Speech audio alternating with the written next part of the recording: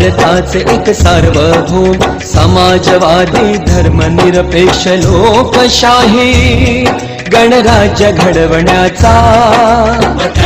सर्व नागरिकांस सामाजिक आर्थिक व राजनैतिक न्याय विचार अभिव्यक्ती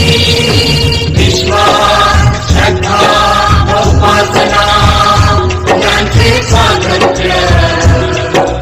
दर्जाची व संधीची समानता निश्चितपणे प्राप्त करून देण्याचा आणि त्या सर्वांमध्ये व्यक्तीची प्रतिष्ठा बळाची एकता आणि एकात्मता यांचे आश्वासन देणारी बंधुता प्रवर्धित करण्याचा संकल्पपूर्वक निर्धार करून